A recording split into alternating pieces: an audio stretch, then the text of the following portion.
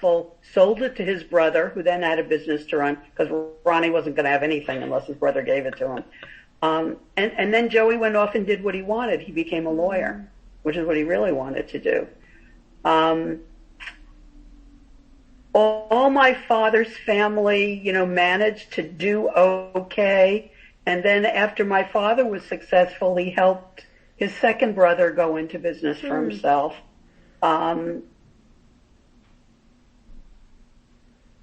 I don't feel I saw an ugly side of entrepreneurship.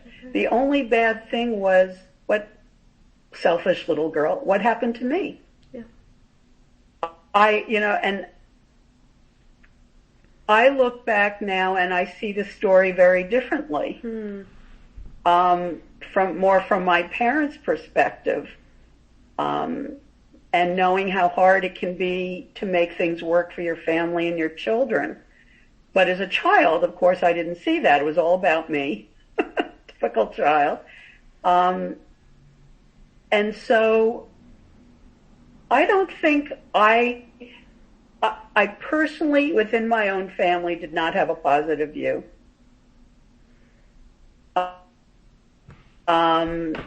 For my larger family around me, I did. I admired them. I had great respect for them. But I think the second I walked into Concordia, academia was my world. It was so my world.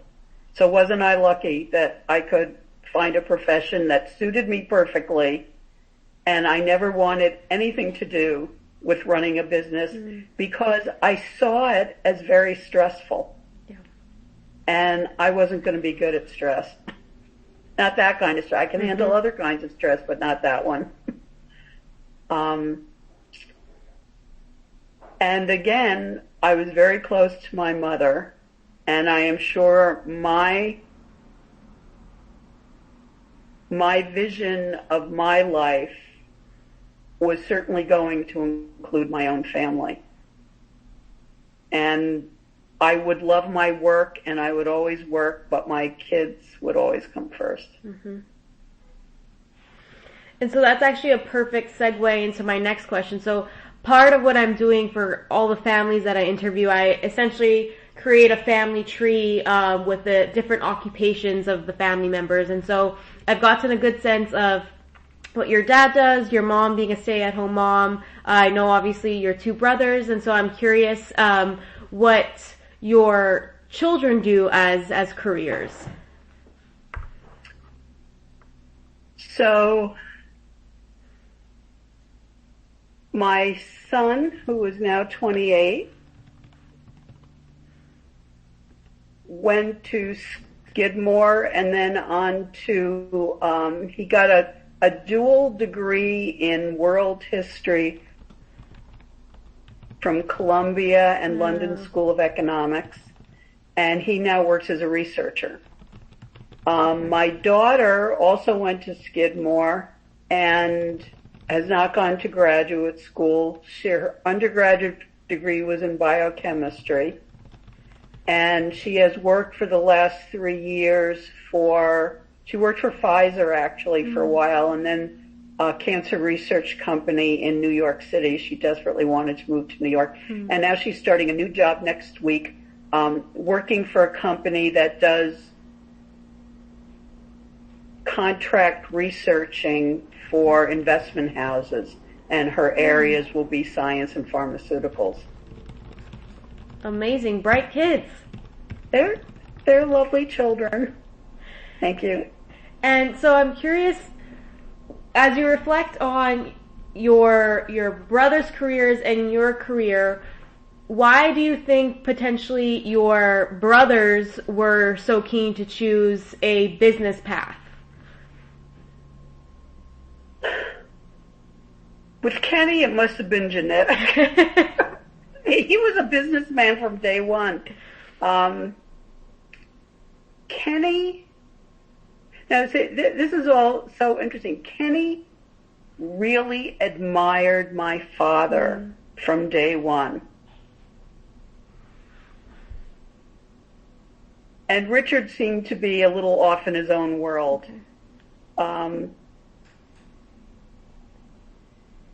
Kenny was not academic in the least, wasn't very interested. He'll probably tell you, his main motivation academically was to live up to his brother and sister.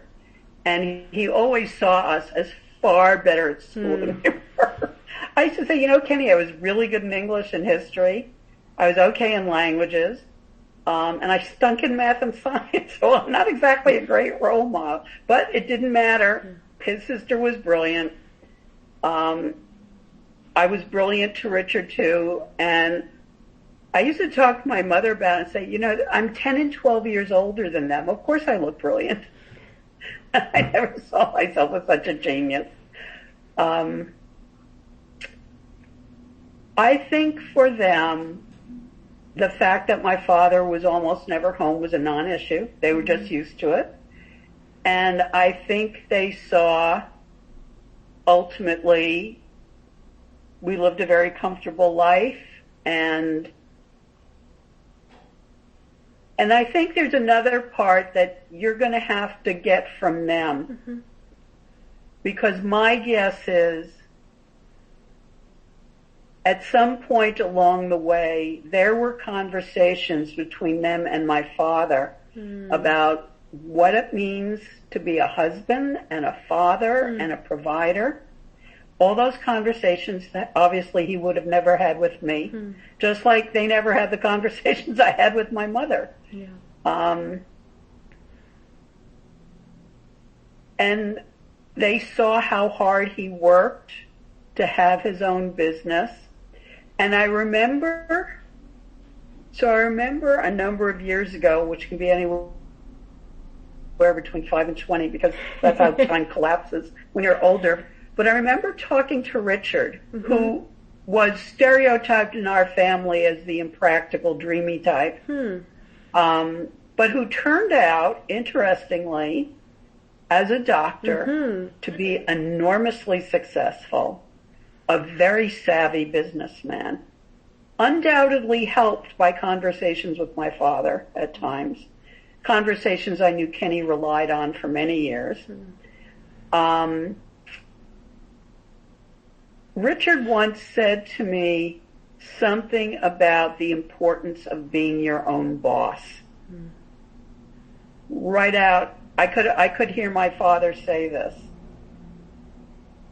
I think more so in our family, at least, if you were a man who had a family to provide for, the idea that some company that you worked for could wreck your life, fire you, whatever, was anathema. But again, if you look back at that immigrant experience of all these uneducated immigrant men coming to America and starting, one-person businesses and building, that was the role model, whether they were really conscious of it or not. And I think that they absorbed those lessons from my father in a way I wasn't expected to. I wasn't offered it, and I don't think I would have reacted well. I was much more my mother's daughter in that way, much more heavily influenced by a lot of wonderful women on both sides of the family, and their lives were all about their family and children.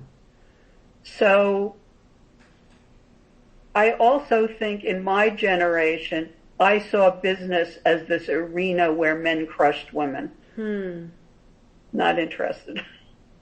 I wasn't going to make my life a daily fight, and I loved academia, and I found my place, and I was not the fighter either of my brothers turned out to be, and I am horrifically proud of them. They are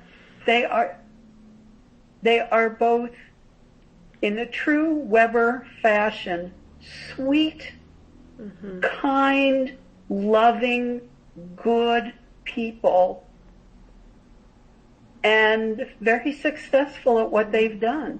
And they're successful as people as well as in their careers. So whatever they took from my family,